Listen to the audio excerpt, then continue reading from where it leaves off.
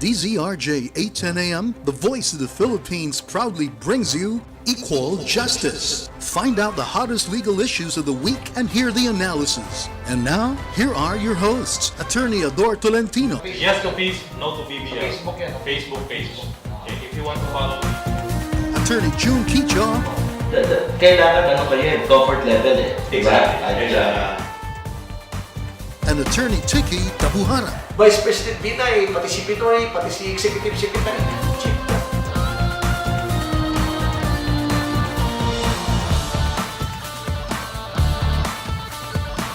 Good afternoon, Philippines, and good afternoon to all our listeners. Good afternoon to Panyero Tiki Tabuhara. Good afternoon, partner. Welcome Yes. back to another edition of Equal Justice. It's a bright sunny day in contrast to yesterday. Ang grabing Oh yes, init yesterday hapon. was really so wet. Huh? Buti nakarating tayo ngayon kasi wala naman traffic, no? Pero kahapon grabe. No? Exactly. And to think that we are not even direct hit, right? I can hear you, Panyero. Ilagay mo lang yung ano mo, headset mo.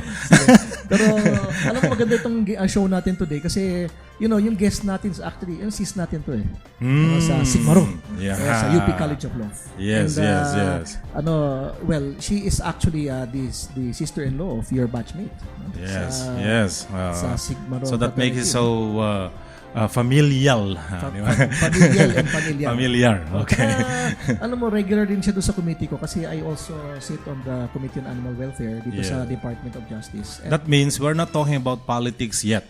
not yet. Today. Not yet. All right, okay. Ano lang, we'll be talking about animals and also Animal politics and and welfare. animalistic.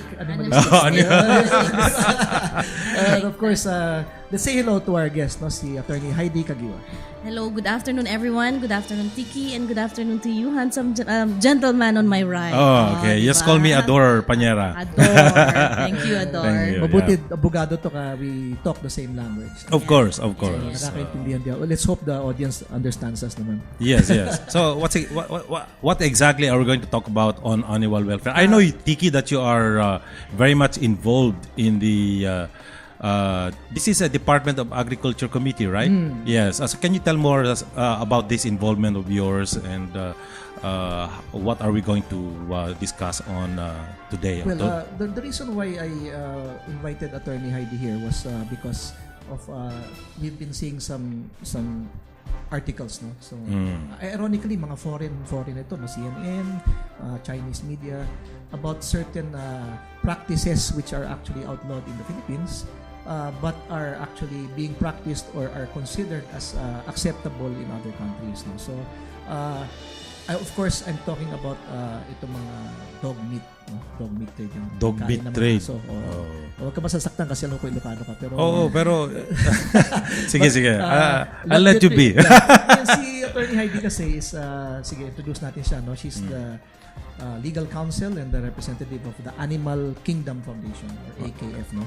All right. Maybe you can tell us what exactly is this AKF, Animal Kingdom This is an Foundation. NGO, I suppose. Yes, this is an NGO. And what is your advocacy? Animal Kingdom Foundation, the core program of Animal Kingdom Foundation is the promotion of animal welfare. And of course, the elimination of the dog meat trade in the Philippines. So for the past 11, 12 years, that has been our core program to rescue, and the dogs that are being transported and readied for human consumption. Yes. I'm just wondering if you have like statistics over the last 5 years as to exactly how many dogs are being illegally trafficked. Di ba kasi kung may human trafficking, meron din dog trafficking. And I think the direction is always going to the north. To Baguio pa nga minsan maraming nasasabat diyan na from the south going na punong-puno yung nasasabat na sasakyan, and the direction is they go to Baguio daw. Why? Ano bang reason? Maybe because the climate there is cold and dog meat is really pampainit daw. They said, Yeah, that's what they said. Pero alam ko Ilocano ka, pero partner. O, Ilocana rin ako, ha? Saan ka, Banyera? Carlatan, San Fernando, La Union.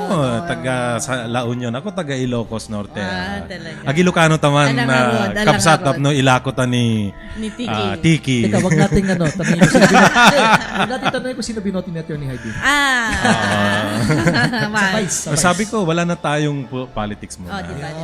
So, Dahil tinatanong mo, alam ko na kung sino ang binoto niya sa Vice. Wala. sige. So, yung statistics natin, I mean, for over the last 5 years at least, kung anong figure ba, I mean, how many millions of dogs are we talking about here? I don't think it's millions naman. Alright. It's a good thing that we have actively really campaigned against this practice over how many years. No? But more or less, this is just our statistics. There are other statistics out there, but I don't really know their basis. Ours, in our experience, we would usually intercept about 2,500 dogs a year or to Alright. 3,000 Okay. Buti dogs. naman hindi naman pala ganun ka Not as ka-alarming much, yung Yes, yung yes. numbers. Akala ko per day yan. Hindi naman. But of course, you also have to consider the population and the size of the Philippines. Right, So right. it's still bad. No, Yes, it's still bad. yes.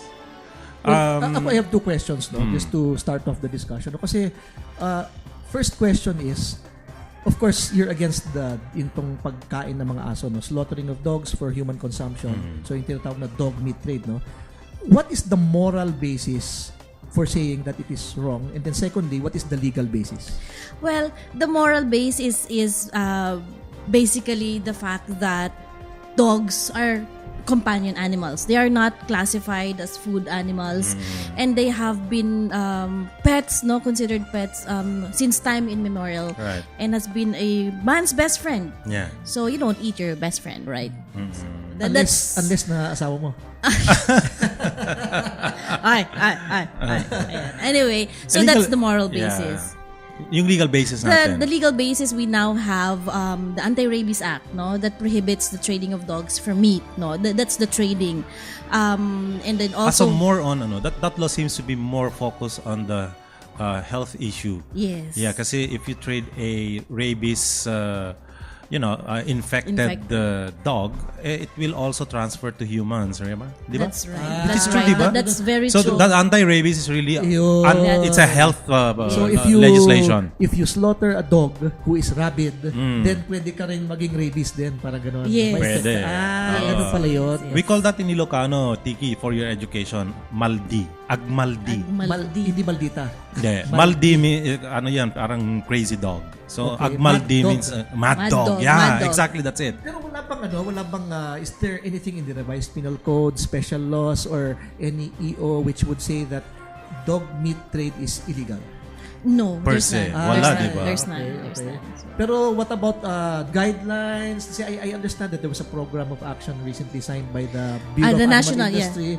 Ano ba yung itong mga, what are these issuances? Are they laws? Are they directives? Ano bang mga... Well, there's because of our very active campaign, no, for the government to recognize that dog meat trading is a national concern. It's an international issue, no. So we have campaigned for BAI, the DA BAI, to Bureau of Animal Industry. Bureau of Animal Yes. Industry, no, to come up with a plan of action to eliminate or to eradicate the dog meat trade. So we now have DA Administrative Circular Number 1, 2016, no, where That's very recent. that's very recent. Although it was crafted and prepared over the past 3 years, I see. it's really very difficult to come up with that because we have to coordinate with a lot of various government agencies. Right.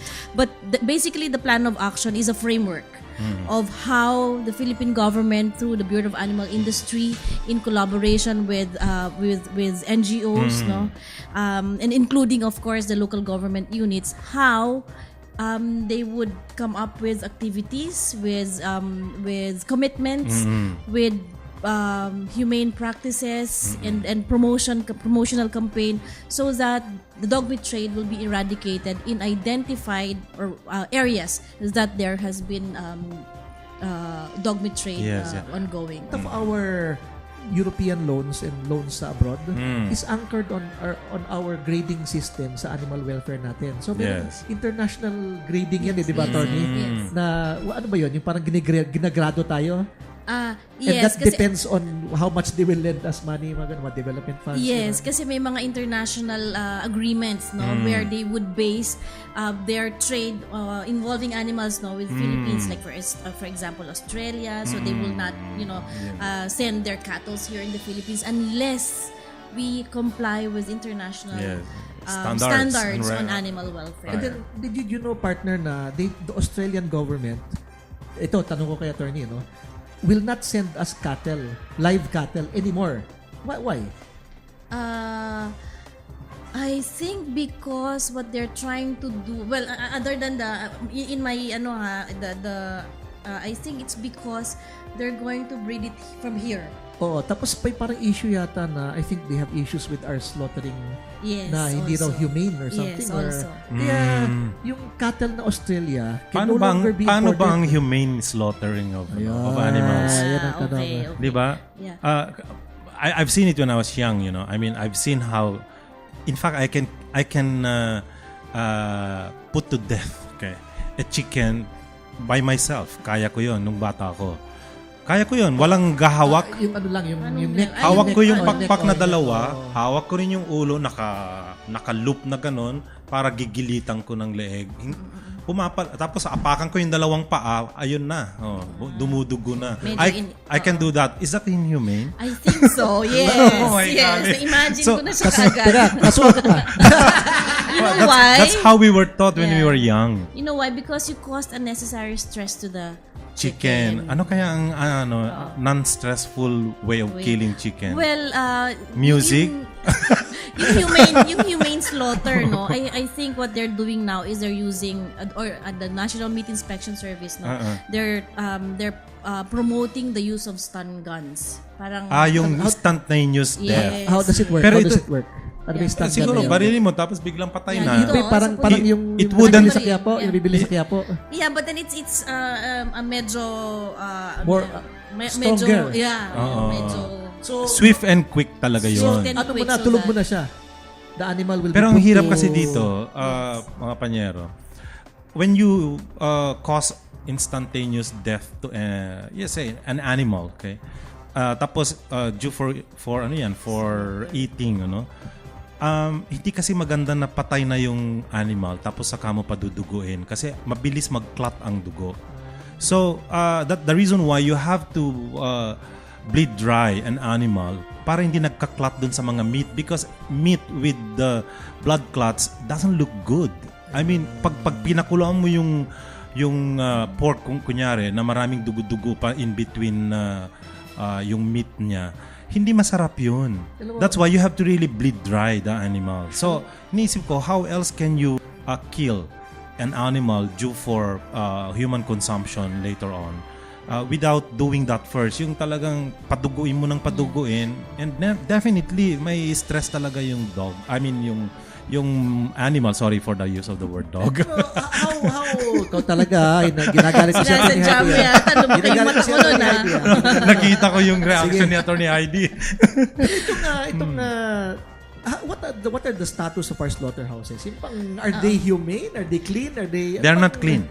Ano ba? They're not clean. Clean. Especially our Meron bang standards yan? Meron na. Who enforces these It's rules? the National Meat Inspection Service, no? And then also because there's a Food Safety Act that has been recently implemented and tas pati local government units partnership sila niyan eh.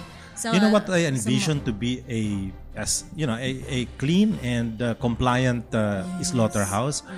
White tiles. Para madaling makita kung madumi o hindi. Para lagi nilang binubuhusan ng pressurized water, yung mga dugo-dugo and all. Kasi ang mga slaughterhouse natin yata, yung mga untiled na semento lang na pinakinis, ganun lang. Tama, tapos yung floor sanitary, tapos yung floor ganun din ang itsura. I mean, dapat white para operating room ng hospital para dainty white. Ako partner when Let's welcome our the late June The late June Kicho.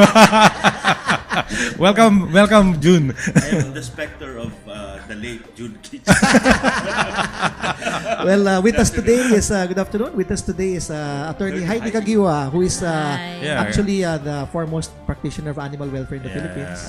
And we're talking about the dog meat trade. Dog meat trade. Yeah, we're talking about the dog meat Eh, trade. itong si Jun kasi developmental Environmentalist kaya... Oh, that's Yeah. nice. We should work together. No, Oh, but, in my younger years as a lawyer, I was asked to sit in the board of an NGO that fights Dog meat trade. Yes. Oh, yun, Yeah. baka sila yun. Dog meat No. trade. But I was on a crossroads at the time because I know that dog meat is also eaten as part of Yes. you know. Sometimes it's cultural to Yes, some it's groups. traditional for traditional meat for especially our brothers and sisters in the north. In the north, yeah. Uplands. Yes. Yung lumad. No. The Lumads do not eat that. The lumas are in Mindanao. These are many of them are Igorots. Yes. Kasi mainit yun eh. Igorots, the Ilocanos, because I think because they tell me it's the dog meat is Warm. Okay, let's Yes. ask a question to Attorney Heidi. No? Yeah. Given that scenario na yung ibang mga tribal brothers natin use it or eat dog meat as a tribal tradition, is that an exception to the rule that you're stating? Or pareho lang?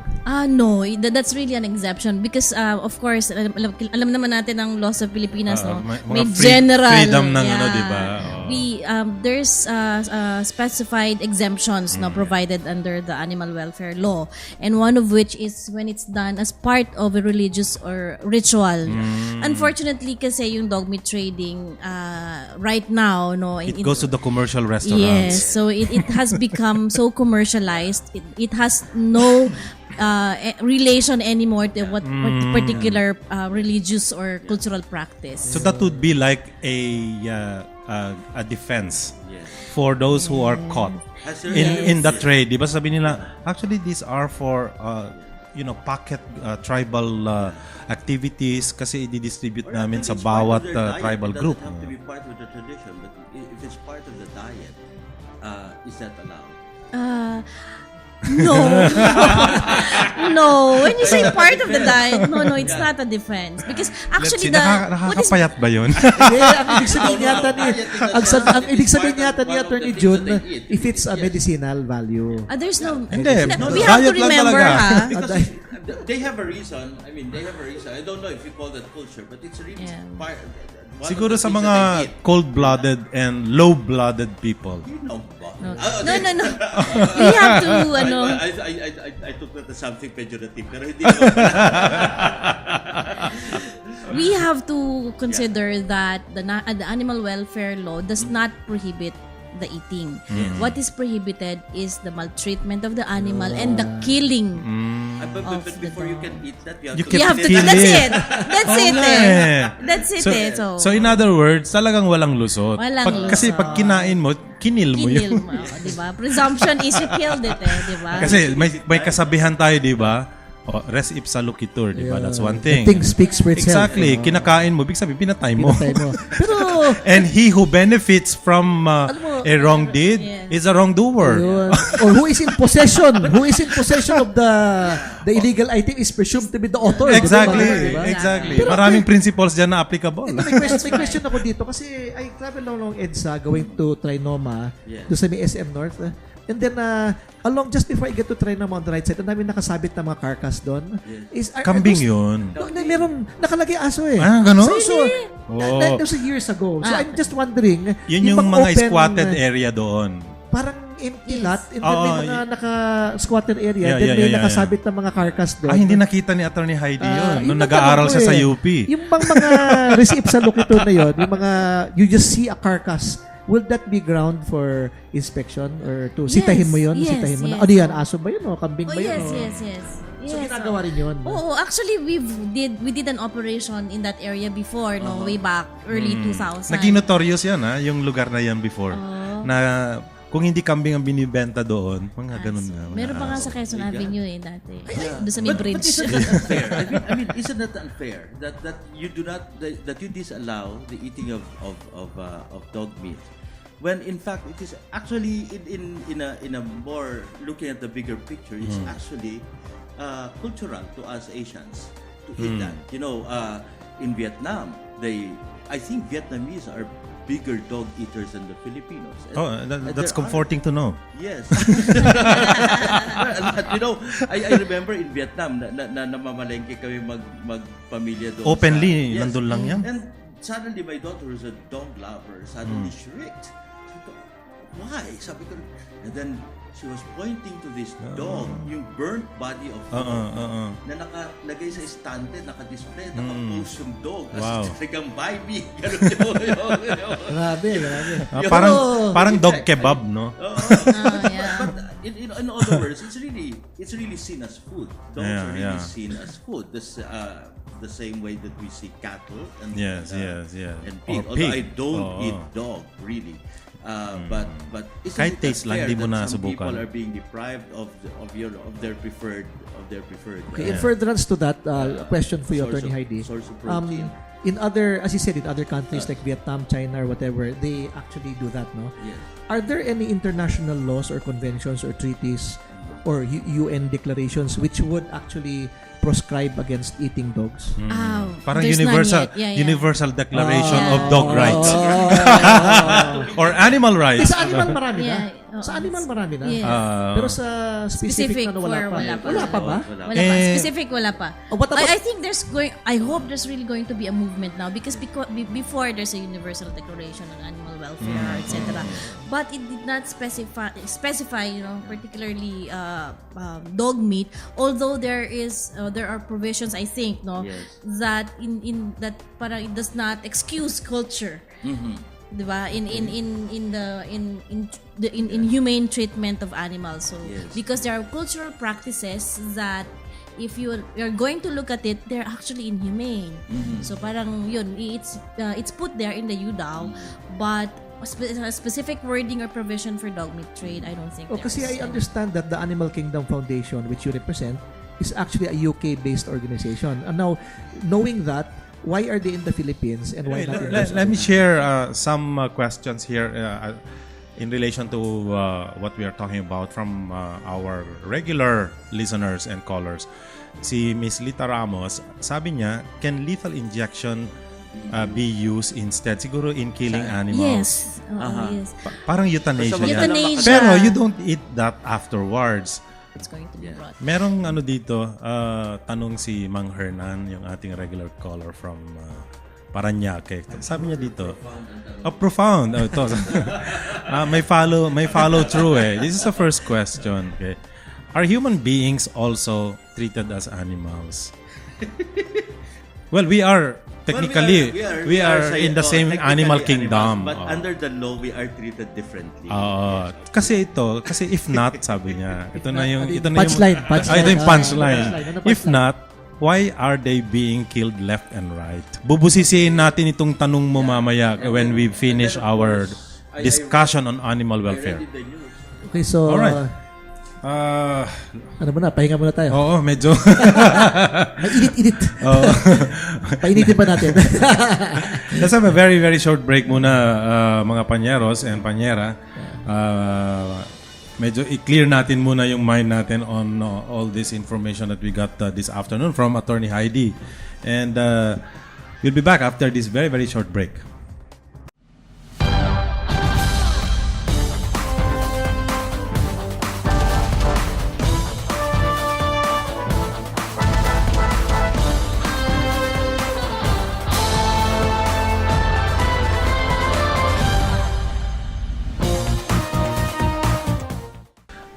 We are about to wrap up our topic on animal welfare. Maybe we can ask Attorney Heidi to give her last words on Baka may her advocacy. Yung mga On her upcoming advocacy. projects, upcoming Yes. projects. And Before we segue to the more controversial topics, no.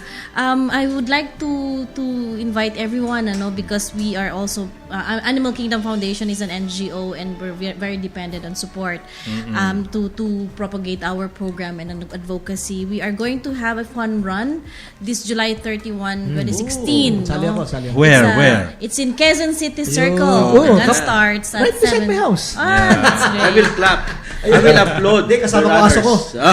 Bring your dogs. It's a with human. Sana may Dog. dog walk, no? Oh, pero maliit na aso Yes. ko. Ganyan kalaki. Okay lang yan, dog walk. 6 feet long. 6 inches long. Baka toy kasi dog, laki no? ng ano mo, ng mga nakukuha mong natatrap mong mouse doon sa garden mo. Baka mas malaki pa.